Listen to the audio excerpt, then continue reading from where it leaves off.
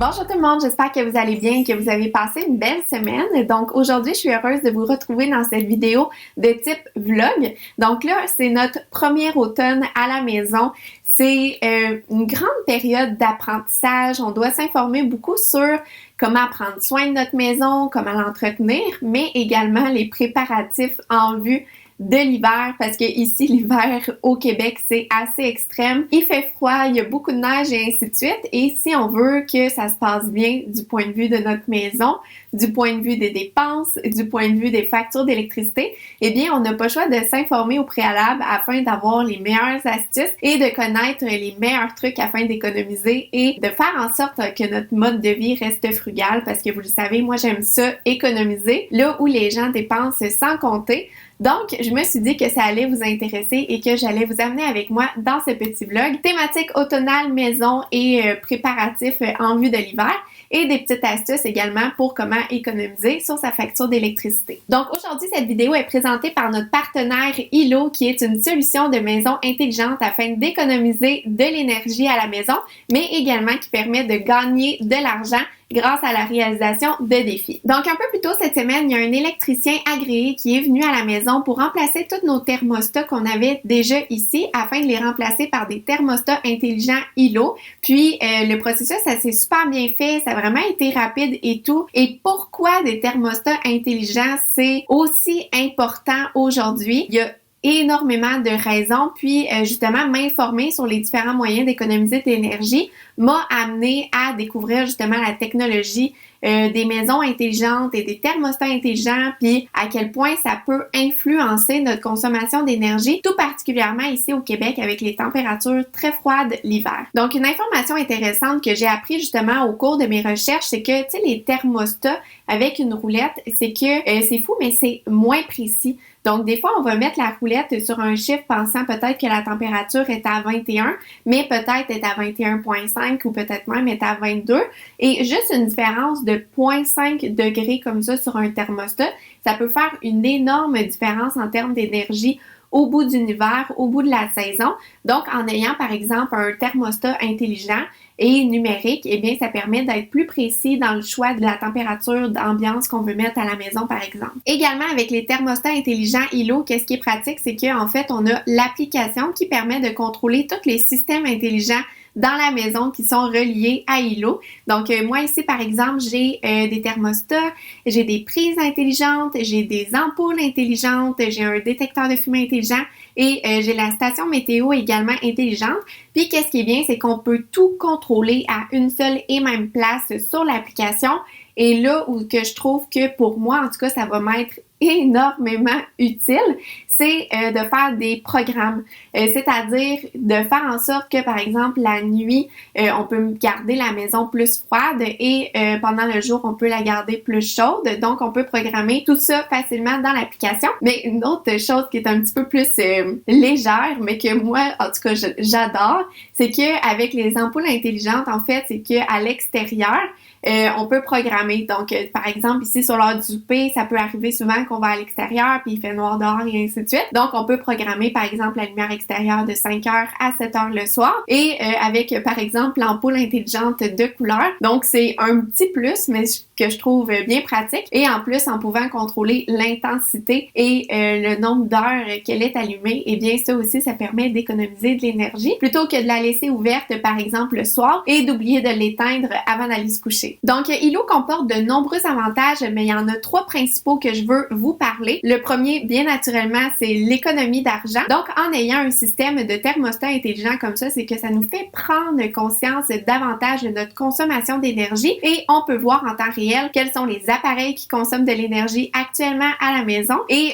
le nombre de kilowattheures qu'on utilise actuellement. Donc, moi, par exemple, des fois, je regarde quelques fois par jour, juste par curiosité pour voir quels sont les appareils de chauffage qui fonctionnent actuellement. Et lorsque les appareils de chauffage fonctionnent, eh bien, ils apparaissent en orange. Donc, ça permet vraiment de voir c'est quand que ça consomme de l'énergie, quelle quantité d'énergie que ça consomme également. Et en sachant ça, eh bien, ça va nous conscientiser à faire attention à notre consommation d'énergie et par le fait même économiser beaucoup d'argent à la fin de l'année. Le deuxième avantage, c'est que ça simplifie grandement la vie. Donc, tous nos appareils de chauffage et toutes nos lumières sont vraiment centralisées sur une seule application, mais également avec l'application, tout est super simple. C'est très intuitif également. On a juste à cliquer sur un bouton pour allumer, éteindre la lumière ou on a juste à bouger un peu le curseur pour changer la température dans une pièce ou dans la maison entière. Donc, c'est vraiment très simple d'utilisation. Et sinon, le troisième bel avantage de Hilo, c'est concernant l'environnement et c'est là que viennent les défis Hilo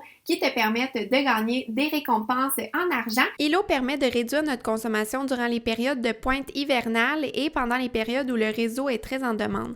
Puis ça, dans le fond, ça permet d'éviter au Québec d'importer de l'électricité qui vient de d'autres marchés pour subvenir à la forte demande qu'il y a au Québec. C'est pour ça qu'il y a des défis et c'est aussi pendant ces périodes que les récompenses en argent sont données. Pendant le reste de l'année, si on consomme mieux et qu'on utilise seulement ce dont on a besoin, cela permet d'exporter l'électricité en surplus vers d'autres marchés. C'est bon pour l'environnement parce qu'on exporte notre énergie propre vers d'autres marchés en remplacement d'énergie qui utilise parfois des combustibles plus polluants. Aussi, Hilo permet d'électrifier le Québec et donc de réduire l'usage de combustibles fossiles comme le pétrole. Également, une autre chose que je trouve intéressante concernant l'application Hilo, c'est qu'on peut faire la création de décors et d'ambiance avec des lumières tamisées et en tamisant les lumières, ça permet de consommer moins d'énergie et sinon également on peut utiliser les prises intelligentes pour les chargeurs de téléphone puis lorsque le téléphone n'est pas branché, eh bien ça ne consomme pas d'énergie, ce qu'on peut appeler également les charges fantômes. Donc là dans le fond, qu'est-ce que je t'invite à faire, c'est d'aller cliquer sur le lien dans la description qui ramène au site web de Hilo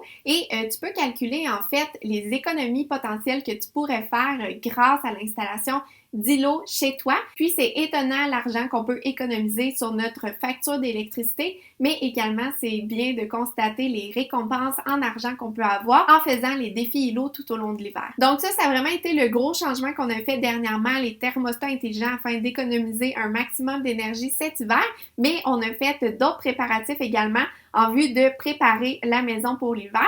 Mais je vais vous montrer aussi où est-ce qu'on en est rendu en lien avec la maison, les préparatifs, un peu de décoration, un peu d'aménagement et le tout pour créer une ambiance cocooning cosy pour l'hiver.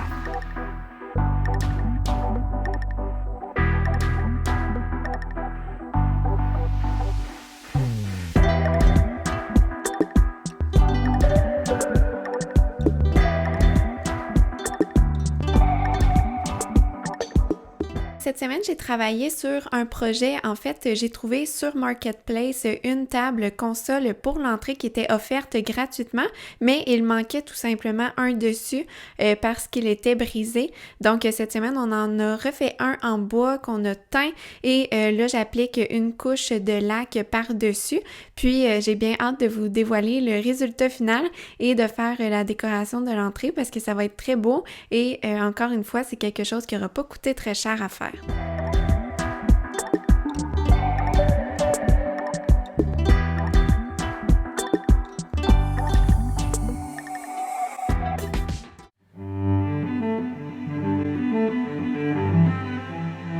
Avec le début de la saison froide, ça me donne juste envie de créer des espaces chaleureux qui inspirent à la lecture, à la relaxation et ainsi de suite. Et comme là, ici, dans la chambre à coucher, comme vous avez peut-être remarqué au début de la vidéo, j'ai fait un arrangement super simple et honnêtement, on n'a pas besoin de grand-chose bien souvent pour ajouter un peu de décoration et un peu de chaleur à un espace. Des petites plantes sèches qu'on a peut-être trouvées dans le jardin, une bougie, un livre et un cadre. Je vous dirais que c'est vraiment mes éléments préférés pour décorer. Et là, ici, dans le salon, je vais vous montrer en fait comment j'ai fait en quelques minutes. Là, je vous dis, ça m'a peut-être pris 5 minutes pour vraiment changer l'espace entièrement et ajouter vraiment le côté chaleureux, cocooning qu'on aime pendant l'automne. Donc, encore une fois, je suis allée me chercher des livres qui sont esthétiquement beaux et surtout pour une table à café comme ça dans le salon, ça fait plaisir d'avoir des beaux livres qu'on peut tout simplement ouvrir, regarder 1, 2, 3 pages et refermer pour plus tard. Donc, c'est les livres que j'ai décidé de mettre sur la table du salon et bien entendu, le tout accompagné d'une belle bougie. Et sinon, comme je vous ai parlé un peu plus tôt dans la vidéo, avec Ilo, j'ai installé une ampoule intelligente et honnêtement, je suis vraiment une grande fan des lumières tamisées. Vous essayerez ça à la maison, d'incorporer un peu plus d'éclairage doux, avec une lumière chaude et de tamiser. Je trouve que c'est vraiment une très bonne astuce pour venir ajouter de la chaleur pendant la longue saison froide, tout particulièrement ici au Québec. Et d'ajouter des sources de lumière, ça fait vraiment partie du Idge, du Hygge. Donc, d'ajouter des chandelles, d'ajouter des petites lampes de table, d'ajouter peut-être des petites lumières d'ambiance. C'est vraiment une façon super simple, super facile et surtout super accessible de décorer simplement, de venir ajouter de la lumière et surtout de venir recréer une ambiance que j'aime tant. Sinon également, on peut ajouter des jetés, des doudous, des couvertures et vraiment venir ajouter des textiles pour ajouter cette chaleur-là à l'espace, des tapis, des rideaux qui vont être un peu plus épais peut-être pendant l'hiver.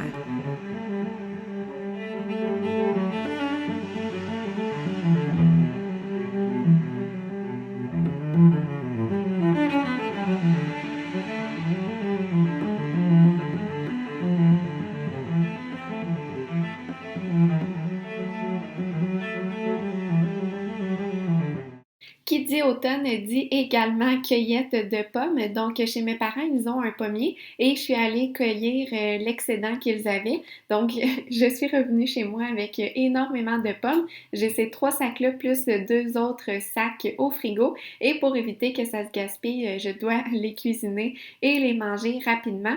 Donc, depuis que c'est arrivé, depuis que j'ai fait la cueillette, j'ai fait déjà une foule de recettes avec des pommes. J'ai fait une tarte aux pommes. J'ai commencé un vinaigre de cidre de pomme. Donc ça, je vais vous en donner des nouvelles dans 5 semaines, le temps que ça fasse la fermentation. Sinon, j'ai fait de la compote de pommes. J'ai fait un pain aux épices, noix et compote de pommes. Et là, je cuisine une croustade aux pommes. Donc, c'est très thématique, mais c'est tellement bon. Puis, il faut en profiter pendant qu'on peut avoir nos bonnes pommes du Québec. Et ça fait vraiment des desserts savoureux et très sains également, vu que c'est des fruits. Donc là, cette semaine, j'ai décidé de faire ma croustade aux pommes. Donc, j'ai fait la recette de Ricardo, qui est la meilleure recette de croustade aux pommes, selon ce qui est dit sur son site web. Donc, moi, j'ai ajouté une touche de cannelle parce que j'adore la cannelle. J'aime vraiment ça en ajouter, surtout dans les desserts d'automne. Et j'ai ajouté un peu de sucre, un petit peu moins que ce qui était recommandé. Et sinon, pour le croustillant qui allait sur le dessus, je sais pas pourquoi. Des fois, il y a des desserts qu'on réussit jamais. C'est après beaucoup d'expérience et beaucoup d'essais qu'on parvient au résultat voulu. Mais moi, mon croustillant, même si j'ai suivi la recette, il n'était pas vraiment croustillant. C'était plus une pâte style biscuit qui était par-dessus, mais c'était bon quand même. Mais probablement qu'à un moment donné, je vais arriver au résultat souhaité et que mon croustillant va être finalement croustillant. Mais sinon, je voulais vous dire un gros merci à toutes les personnes qui m'ont fait la suggestion de dessert aux pommes sur ma dernière publication Instagram. C'est très apprécié et j'ai hâte d'essayer le tout.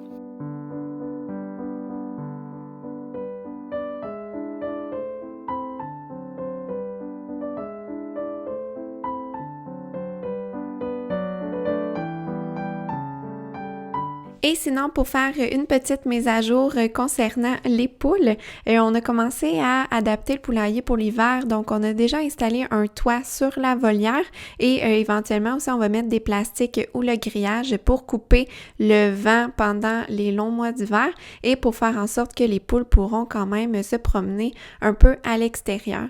Donc, nos poules, elles sont super bien, elles sont super heureuses, du moins je crois, et surtout, elles sont vraiment attachantes.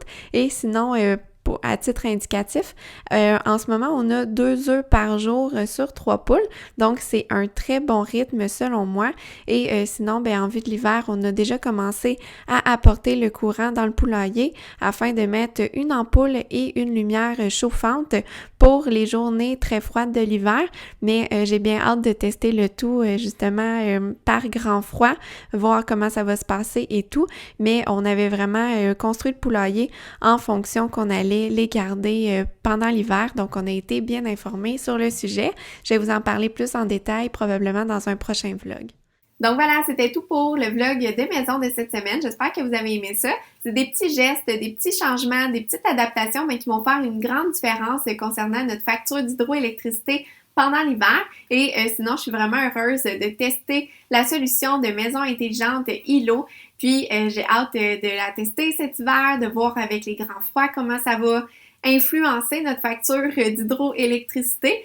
Puis, mon Dieu, je pense ici au Québec à quel point des fois ça peut être élevé et de réaliser les défis puis de voir combien de récompenses en argent qu'on va pouvoir faire en ayant la solution de maison intelligente ILO. Donc, j'ai bien hâte de vous en redonner des nouvelles. Et sinon, en rappel, je vous invite, vous, d'aller voir les économies potentielles que vous pouvez faire si vous aviez ILO à la maison. Donc, encore une fois, le lien va être dans la description en dessous. Ça prend quelques minutes à faire, c'est quelques questions rapides et simples et ça donne une bonne idée de l'argent qu'on pourrait économiser. Donc voilà, merci beaucoup tout le monde d'avoir été là et on se retrouve une semaine prochaine dans une nouvelle vidéo. Bye!